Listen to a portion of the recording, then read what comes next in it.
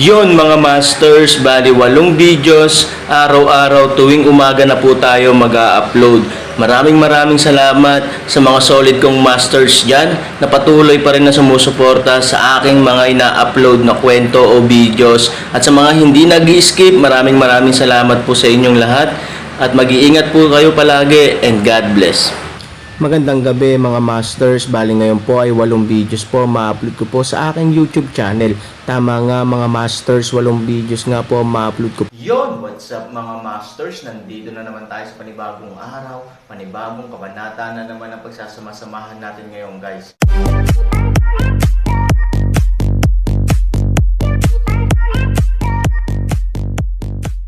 Bali mga masters, kung bago ka pa lang po sa aking YouTube channel, please click the subscribe button, lalong-lalo na po yung notification bell guys, para maging connected pa rin tayo sa isa't isa at maging updated kayo sa mga susunod ko pang video.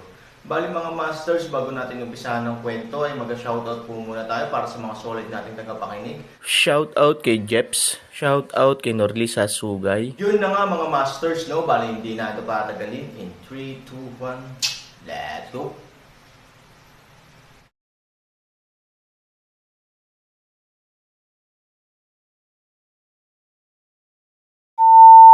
Sa oras na ito, sa pintuan ng pangunahing bulwagan, dahan-daang pumasok ang 12 lason kasama si Qin Shuang. Kahit na si Qin Shuang ay lumaban ng husto, malinaw na hindi siya ang kalaban ng 12 lason. Pagkatapos ng sunod-sunod na pag-atake, ang buong tao ay nalasan ng 12 lason. Bagamat siya ay matino pa, ang kanyang buong meridian ay naharang. Tulad ng isang ordinaryong tao, siya ay kinuha ng 12 lason at sinamahan pabalik sa pangunahing bulwagan. Frost. Nang makita si Qin Shuang, labis na kinabahan si Lin Mengzi. Si Qin Shuang ay hindi lamang ang kanyang kasintahan, kundi pati na rin ang kanyang sariling anak na babae. Sa mundo, sinong ina ang hindi nagmamahal sa kanyang anak? Ang mukha ni Qin Shuang ay haggard dahil sa dugo sa kanyang bibig. Kahit na nakaharang ang kanyang mga meridian, nanlalamig at napupuot pa rin ang kanyang mga mata kapag tumitingin siya sa main hall. O eto na pala ang ganda. Nakangiti, pinaalis ni Ye Guocheng si Master Sanyong at dahan-daang naglakad patungo sa Qin Shuang. Ikaw hayop na Qin Shuang ay kumagat ang kanyang mga ngipin at galit na galit. Sa apat na taluktok, ang mga larawan ng mga lalaki na pumapatay sa mga babae at nakakahiyang mga babae ay kumikislap pa rin sa isip ni Qin Shuang, tulad ng trahedya ng mundo ng mga tao. Hindi dapat na ang mga tao ay maaaring gawin ito, ngunit ang Diablo mula sa impyerno. Tuldok, ako ba ang pinag-uusapan mo? Tumawa si Ye Guocheng, kapag nakipaglaro ako sa iyo mamaya, malalaman mo na mas hayop ako. Ba, galit na dinuraan siya ni Qin Shuang, na ikinagalit ng buong tao. Alam ni Qin Shuang na si Ye Guocheng ay hindi isang mabuting tao, ngunit hindi niya maisip na siya ay maaaring maging napakasama na siya ay nakikipagsabuatan sa iba na gawin ang mga kaawa-awang mga bagay sa mga alagad ng nihilismo.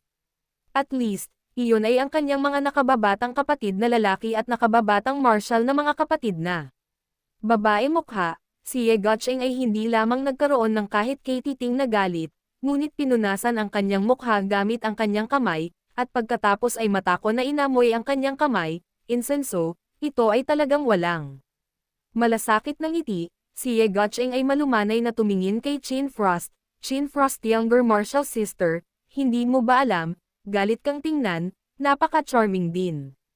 Gayunpaman, huwag kang mag-alala. Ako, Ye Guocheng, ay nagsabi na kapag pumasok ako sa nihilismo, sisirain kita sa harap ng lahat ng aking mga ninuno. Ginagawa ko ang sinasabi ko. Ang unang kagandahan ng nihilismo. Hindi ito ang bagay na gusto kong iwan mag-isa sa lungsod. Sabi ni Ye Guocheng na may malungkot na ngiti. Ang magandang anyo ni Qin Shuang ay palaging pinagmumultuhan ng hindi mabilang na mga lalaki, kasama na si Ye Guocheng. Kasabay nito, para sa kanya, ang pagkakaroon ng ganitong uri ng kagandahan sa mundo, ito rin ay isang karapat-dapat na bagay na ipakita. Panipi, Ye Guocheng, kung maglakas loob kang hawakan si Qin Shuang, sasamahan kita ng todo-todo. Sa iyo, ngumisi si Ye Guocheng, desperado. Ano ang magagawa mo sa akin? Anong mga kwalifikasyon ang mayroon ka para makipaglaban sa akin? Sinasabi ko sa iyo, kung maglakas loob kang lumipat, nais kong hindi lamang mapahiya ang iyong mga babaeng disipulo, kundi maging isa. Isa, huwag mo akong pilitin. Kinagat ni Lin Mengzi ang kanyang mga ngipin at sinabi na kung plano ni Ye Guocheng na gamitin ang mga babaeng disipulong iyon bilang pagbabanta, napagpasyahan ni Lin Mengzi na maaari pa nga niyang baliwalain ang mga ito. Minsan, ang pagmamahal ng ina ay dakila, ngunit makasarili rin. Sobra, meron ka ba? Tumingin si Ye Guocheng sa kanyang grupo ng mga tao at agad na ngumisi. Pagkatapos, hinamak niyang sabihin, oo, sobra lang ako, ngunit, ano ang magagawa mo? Kung walang proteksyon sa pagbabawal, kayong mga basura ay mga kinakatay na baboy at tupa. Sa sandaling bumagsak ang mga salita, gumalaw ang mga kamay ni Lin Mengzi. Ang isa sa mga ito ay talagang maaaring maging isang espada, at ang kanyang mukha ay puno ng kahulugan ng pagpatay. Siya ay gumagalaw, 12 lason na gulang ay agad ding tumayo sa harap ng katawan ni Ye. Diretso si Guocheng sa oras na ito. Ang elder ng aura ni Sanfang ay handang umatake anumang oras na manunuya ang mga elder na ito, ngunit para sa kanya, ang mga elder sa likod niya at ang 12 mga nakakalason na matatanda, ang pagpatay sa kanila ay kasing simple ng pagpatay ng mga nunal na si San Yung ay nakasimangot sa oras na ito, at ang kanyang mga mata ay hindi alam kung paano ito haharapin, natatakot sila na hindi masisira lahat ng achievements na binigay nila kung hindi sila sumama. Paano niya makukuha ang dignidad ng pinuno at ang responsibilidad ng pinuno? Sa sandaling ito, biglang tumunog si Qin Shuang, Ye Guocheng, ayaw mo ba akong insultuhan? Halika, sabi ni Qin Shuang, marahan siyang nasa ilalim ng unang botones ng palda. Frost, hindi, biglang umiyak si Lin Meng. Bakit hindi? Mapait na ngumiti si Qin Shuang, ngunit wala siyang makitang ekspresyon sa kanyang mga mata. Kung gagawin niya, natatakot siya na siya ay nawawalan ng pag-asa. Mahirap ba? Gusto mo bang labanan sila? Naglaro ka na ba? Sa madaling salita, sinampal mo ba ako nang magdesisyon kang sumali sa Medicine God Pavilion? Nag-backfire ba ito? Ang gusto mo lang ay ang self-security na hinahanap mo sa ilalim ng kapangyarihan ni Ye Guocheng. Nakakabaliw na gumamit ng kutsilyo. Sa madaling salita, ibinaba ni Lin Mengzi at ni Kuya San, kasama si Kuya San, ang kanilang mga ulo. Oo, kung mag-aaway sila, ano ang kahalagahan ng ginawa nila noon? Napakasarap na isakripisyo ako at pasayahin ka. Parang isinakripisyo mo ang lahat ng iyong mga disipulo para protektahan ang iyong kaligtasan. Hindi na dapat ngumiti si Qin Shuang, sana lang ay mabuhay ka ng masaya sa hinaharap. Sa gayon, kinalas ni Qin Shuang ang pangalawang botones, at ang kanyang balat ay kasing puti ng jade. Kami. Ibinaba ni Lin Mengzi ang kanyang ulo at hindi nang ahas na tingnan ang kanyang anak.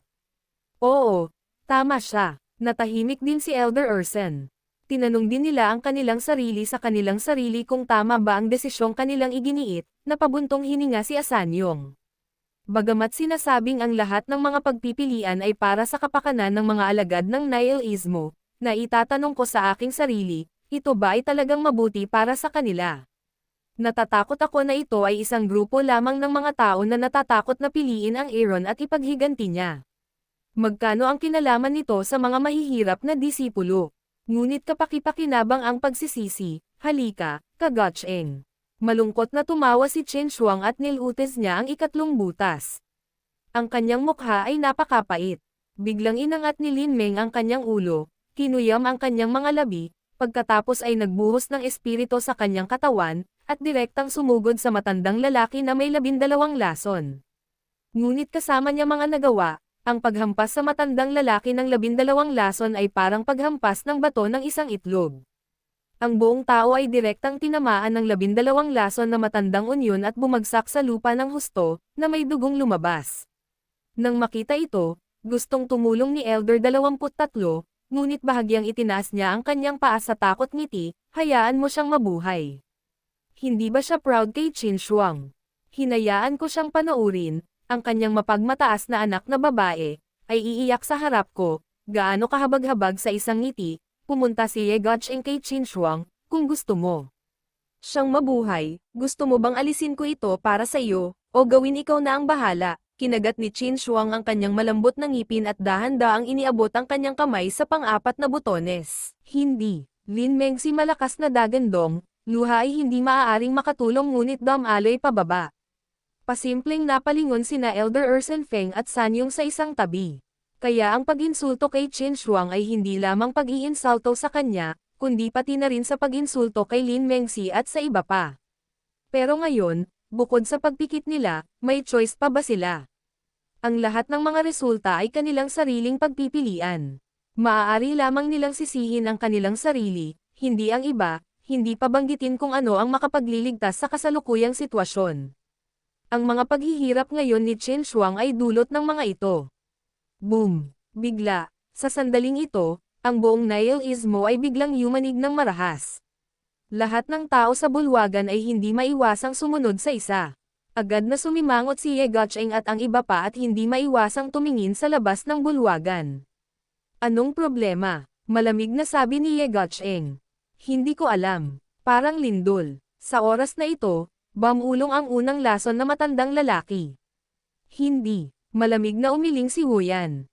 Ilang sandali, bigla siyang sumimangot at sinabi sa mabilis na boses, may umaatake sa hangganan. Dahil doon, mabilis na lumabas si Huyan.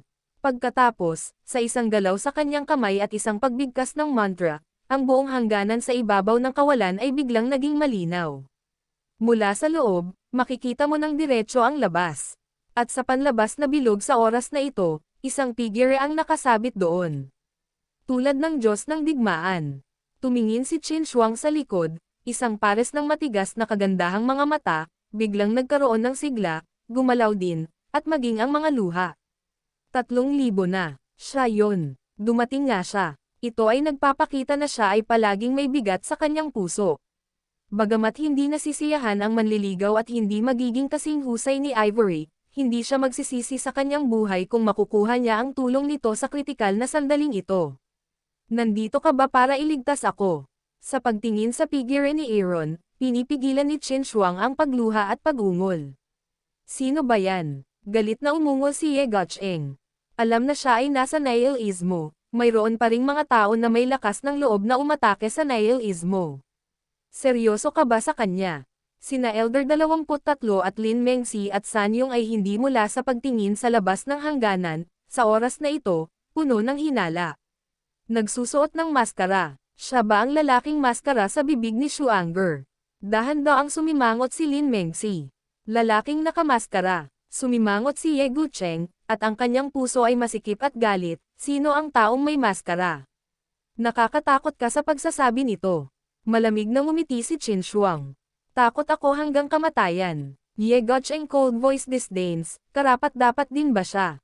Natatakot akong maiihi siya kapag narinig niya ang pangalan ko. Panipi. Oo, sasabihin ko sa iyo, makinig, ang lalaking nakamaskara ay ang misteryosong lalaki. Nang marinig ito, halatang natigilan si Ye Gucheng. Sa tuktok ng Kishan, siya ay ninakawan ng limelight ng mga misteryosong tao. Nandidiri pa nga siya dahil sa selos. Sinunod niya ang utos ni Wang Wanzi at sinubukang patayin ang asong babae na nagnakaw sa kanyang sarili ng limelight. Pero di ba patay na siya? Isipin ito, kayong Gucheng malamig na boses ng isang inumin, mabango asong babae, takutin mo ako. Napangiti si Qin Shuang, paano? Natatakot ka? Natatakot? Matatakot ba kayo ni Gucheng? Huwag mong sabihin hindi siya maaaring maging misteryosong tao, kahit na siya, ano? Nagawa namin siyang patayin ni Wang, minsan, ngunit ngayon ay maaari nating patayin siya ng 2 beses. Si Ye Gucheng ay umiinom ng galit, pagkatapos ay itinoon ang kanyang mga mata kay Sanyong, ibigay ang utos ng punong guro. Walang kamalay-malay na inilagay ni Sanyong ang utos ng punong guro sa kanyang mga bisig at ayaw itong ibigay. Itinulak mo ba ako? Nang lumiit ang mag-aaral ni Ye Gucheng, tiningnan niya si Kuya Shoufeng. Agad na binasa ni Elder Shoufeng ang formula sa kanyang kamay, at isang aperture ang lumitaw sa pangunahing bulwagan. At sa siwang, sa oras na ito, mayroong isang hindi makataong eksena ng 234 na pik. Sa 3 taluktok, mayroon ng mga bangkay sa buong lugar at mga ilog ng dugo. Hindi mabilang na mga lalaking disipulo ang nahulog sa pool ng dugo. Marami pa nga sa kanila ang nagmulat ng kanilang mga mata at puno ng ayaw bago sila mamatay. At ang mga babaeng disipulong iyon ay iniinsulto ng isa-isa ng mga disipulo ng Yao Shen Pavilion na may kasamang masamang ngiti. Walang tigil ang sigaw nila. Tumango lang si Ye Guocheng, at sinabi ng elder ng Shofeng sa Siwang, patayin. Sa larawan, hindi mabilang na mga babaeng disipulo ang hindi naintindihan sa sigaw, sila ay biglang pinatay ng mga disipulo ng Yao Shen Pavilion. Hanggang sa ibigay mo, sabi ni Ye Guocheng na may paghamak. Malamig ang mukha ni Sanyong. Sa pagtingin sa eksena sa Siwang, hindi niya maiwasang mapaluha. Anong kasamaan ang ginawa niya? Isang malutong na singsing, ang pinuno sa mga kamay ng mga walang magawa ay nahulog sa lupa. Ang lakas ng loob niyang pumuntang muli sa mga ninuno. Sinipsip ng palad ang token, direktang itinapon ni Ye Guocheng kay Wu Yan. Pagkatapos, tumingin sa Aaron sa labas ng hangganan, isang malamig na ngiti, magkaroon ng magandang panahon kasama ang taong iyon. Malumanay na ngumiti si Wu Yan, kinuha ang token, ang buong tao ay biglang nagpakita ng bakas ng masamang ngiti, mabuti. Sa sandaling bumagsak ang mga salita, gumalaw si Wu Yan sa kanyang kamay at binibigkas ang ilang incantation sa token. Bigla na lang, ang orihinal na transparent at bahagyang puting energy shield ay biglang nagkaroon ng golden shock. Sa oras na ito, ang Aaron sa labas ay nagulat din sa biglaang gininto ang liwanag ng energy shield, at ang buong tao ay biglang tumalbog palayo ng ilang metro. Joke, sa tingin mo ba ay darating ang iyong tagapagligtas? Isang malamig na ngiti ang ibinigay ni Ye Guocheng at tumingin kay Wu Yan, play him to death. Oo. Yun na nga mga masters, no? Bali panibagong kabanata na naman yung natapos natin ngayong gabi. Muli, maraming salamat po.